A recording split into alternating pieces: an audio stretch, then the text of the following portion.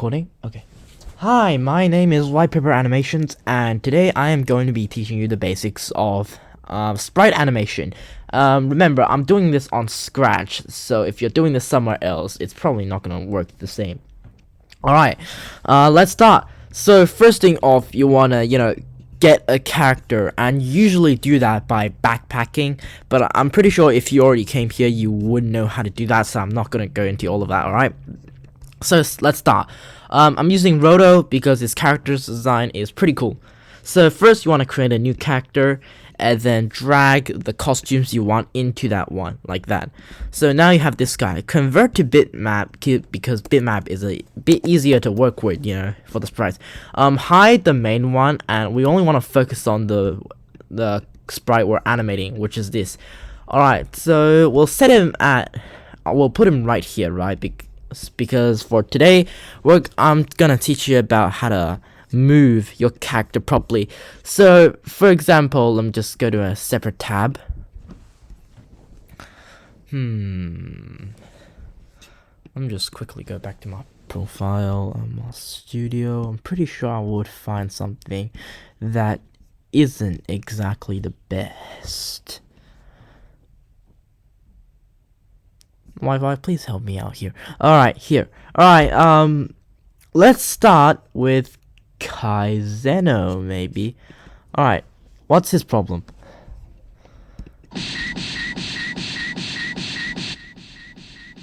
Alright, that was pretty loud. But, you see the problem. This is nothing that looks like what's happening in your mind. I know what you're thinking. Oh my god, I'm gonna have some cool, flashy tricks. Exactly like, I don't know, the much more better people. Let's find one. Genesis Reborn. I'm pretty sure Genesis should have actually Genesis isn't a good idea. Let's go for like Zonks. Gogeta versus Vegeta. Alright, your thought is probably something like this. Look, maybe even better. This isn't exactly the best, but the movement is definitely what's going on in your mind. Very, smooth and flashy. But when you make it, it just turns out terrible. Really terrible. So, today I'm gonna teach you how to perform these basic movements. Alright, so first you have your character, and then we also want the second costume, which is the moving forward costume. We don't want this because this is she added. Let's drag that in. So first of all, there are two main ideas to smooth animation. One, anticipation, and two, squash and stretch. There are also principles of animation as a whole, alright, not just sprite animation. So first, squash and stretch is actually pretty easy. Just squashing and stretching your sprites, really. But the thing is, you might be thinking, oh, if I could just stretch it, I don't know, if I want to move it in that way, how about that, I'll just get a click sprite. Let me think. And then next costume, let's say 0.03. And let's first select the costume to neutral 1, and let's just click and see what happens. Oh my god. Get out of here. And hide. Watch. Not that very good. Actually, I'm not even doing the whole thing, so this is kind of unfair. Let's just make it so that once it switches costume, and then when it's at that costume, it's just gonna keep moving in that direction. So how about that? And then let's set it so that it goes back to the original position. Okay, that's somewhat of a start, but as you know, we could probably make this much more like your imagination. First off, let's get a squash and a strike going. So if he's gonna move directly in this direction, right, we want him to move in this direction, so we need him to slightly tilt towards this direction, and we'll start that by using a little bit of squash and stretch. So what squash and stretch necessarily does is it squashes the character in any way, but the direction that is proportional to what it's being stretched in is gonna stretch even further. So for example, if the height is, you know, getting less, the width must become more. So if we just go back, so if we want him to lean forward a bit, we're gonna tilt him a bit, just a bit, not that much. We're gonna squash him a little bit vertically, and we're also gonna squash him a bit horizontally. That way, watch, he already has a bit sense of, you know, going in this direction. You already know, right? Alright, now let's squash him a bit more, and then squash him this way a bit more, and tilt him a bit more. So now you have 3 costumes, and then bam, forward. So about the forward sprite, if you have any sprite, technically, they'll probably always, you know, supply you with another thing, like these few lines. This is a dash, and you probably would use it, but in some cases probably not. But we're just gonna use this for the sake of, you know,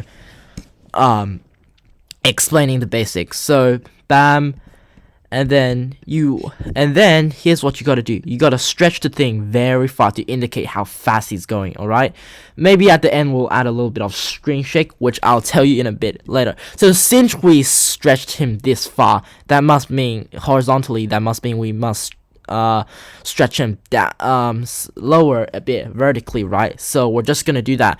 Make sure you center this properly, because I've seen some people like center this, I don't know, off, and it looks very weird. So that's another thing. Make sure you're looking at your costume and centering them correctly, because let me see, I have a friend here, he's called Super77, but let's see what he makes. Collab with Super7.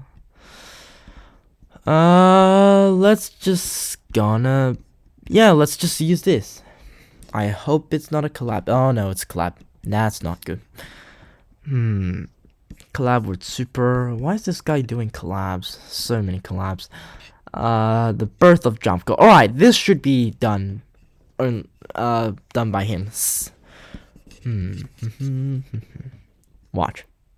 Look, it's a bit no, it isn't exactly misplaced, right? It ain't bad, but it's very slow. We don't want it to be slow. If we want to indicate speed, we most definitely don't want it to be slow. I'll show you another example in my studio right here, Dragon Ball Animation. Where is Nahudwin?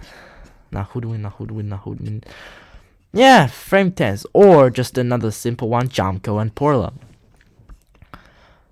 Also, if you want to find any of us, just search up, you know, DBZ, or you'll eventually come to us. Look, the placement is really weird. It's not the best thing I've ever seen, and the movement's actually really choppy.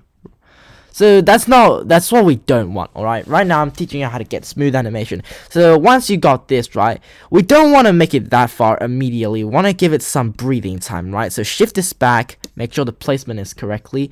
Just shift this back a bit. So he's still going forward and stretching a lot, but you know, we get a break, so he's not like immediately vanishing. But for the next frame of the movement, we want to stretch him by a lot, and we also want to stretch him vertically a little bit more down, just to indicate more speed, and also shift him a bit more up just to make sure he's going in the right direction. Also, if you see this foot, you know, it's still stuck in the same position. We don't want that, so let's shift him like this much forward. Actually, no, that's a bit too much. Yeah, that's about it. No, but I figured, no, wait, hold on. Yeah, see, if we're gonna begin there and push forward, then it almost has to be like this. We'll shift this a bit forward again, lowered it again, and then about there, and then, see? Pretty easy so far. Not something that hard. So we got this. Bam. I know what you're thinking. Look. Oh my god, this looks so weird.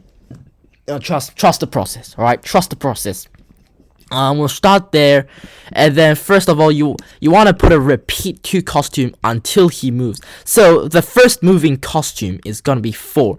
So we want to repeat 2 because only there's 3 costume, and since we start at 1, we want to repeat 2. So the last standing costume is this number 3. So we want to do a repeat 2. So if we now click the button, oh wait, we need to add a pause. So neutral 1, yep. You see how that bends down? Yo. Alright, I know some of you 0.03 might not be your best, but you can test it out. The range always must be within 0.05 and 0.02. So for this coming down, at least we don't want it too fast or too long, because then it's just really weird. And then now for the fun part, well, it's time for the actual movement. So see here, there's 5 costumes. That means that we have to repeat 5. Now, no, here's the thing, because since we're starting on 3, right? This singular action has 6 costumes in total, but if we want to do only the moving section, then there's only 5 costumes in total. So we gotta repeat 5. Next costume for speed, though, it's best to use between 0.03 and 0.0. That way you can really indicate that the speed. Watch, bam. Already much more smoother. Now here's the thing, it doesn't look that good, mainly because we're missing something, and I know what you're thinking, maybe there's no background or something, but background's not really important right now. We just need something to indicate that, you know, is the reason he's moving very fast, right? So what we want to do is we want to create kind of like a shake when he, you know, starts moving, just to show how powerful he is, right? We're using DBZ people here, so all of them should be pretty powerful. So I'm gonna show you how to make a screen shake. So first, get a broadcast. Whoa, Jesus, what did that man do? Let's name it shake, right? That's not shake. Let's name it shake. And let's put it here just for the broadcast. Actually, no. Since we want the shake to be somewhat in the middle, we're gonna put this separately, and, you know, change it to 4. So no, this still counts as repeat 5, but the reason I'm doing this is so that, since you see, when we click this, he's gonna be in that moving stance, right? Actually, if we're talking about moving stance, let's move this a bit more forward, so, you know, he doesn't just immediately turn into this position. This still only changes like about 4 costumes in total, so this is still 5 costumes. So what we want now is put the shake in between that to, you know, since we can't have the shake happen right now because he's not actually moving, he's just starting to move. All right, now let's get the when I receive. Where is it? Shake, yes. And there's many different variations, honestly. You can make it short, you can make it long. I mean, I've got a backpack in here that always has this shake. Yeah, right here. This is just my average shake for, you know, movement and stuff. Watch. So you see how this gradually bounces back? So here's the thing. We need to make sure it slowly returns to 0, not some like immediate cutoff like this. That's bad. We do not want that. That is extremely bad in animation. We wanna apply some acceleration here, like slowly bounce. You know how would I say this? When you throw a ball off the ground, and when it bounces up, and when it goes up, right, it goes up somewhat slowly, but then falls down faster. This also applies here, right? So first slowly, and then it gradually gets more fast, which is the case here. You see, as the time between these things decreases, this isn't really, but it still decreases from 0.6 all the way down to 0.03, right? And the distance that we're covering is also different. So it goes from -20 at first down to -4 at first. And the reason why this makes this look, watch. I'll grab out change. Actually, no, we'll just grab this. If you've grabbed your time ready, set it in between. Watch. Done. It doesn't look like that much, so you could just, let's duplicate this multiple times and then change the time between these to be much less. For example, if that was 0.3, this would be 0.3 and 0.02 and then 0.02 and 0.01, and the distance between these should lower. For example, now it's -10 and 10. No, we want it to bounce back to the original position, so it must be equal. Alright, equal. The numbers must be equal, except for the signs. And then as we gradually lower these, they should end up looking somewhat like this. See? It starts off somewhat fast because the time is already pretty fast, but you can see it bouncing back faster, and you can see it going from slow to fast. Alright, so let's just use this shake and let's just see what happens. Oh yeah, wait, maybe I'm broadcasting the wrong thing. Shake. And now here's another problem. See, when I said about the background, I did say use a blank background. But the thing is, if we want to add shake, we gotta, at least put something. Because this is movement. If this was transformation with a blank background, this would work perfectly. But since this is, not that, so we don't have a lot of options. We need to add a basic line in the background. 0, 0, center it again. Alright, let's also make this go to the back, because we really don't want it to, get in front of the costumes. Forever, back layer, and then let's also drag this shakes right over here so that this also shakes. Bam. Now you can really, you see it? You can really feel the, actually, if we're doing this already, then we don't even need the character sprite moving. Bam. Bam. You can really feel the power behind that, that kickoff. You can really feel how fast it's going, alright? That would be about it for our lesson number 1 about basic animations. Trust me, this might not look like much, but if you progress like this fast enough, you'll get to an ungodly stage, alright? Within the time of a month, trust me.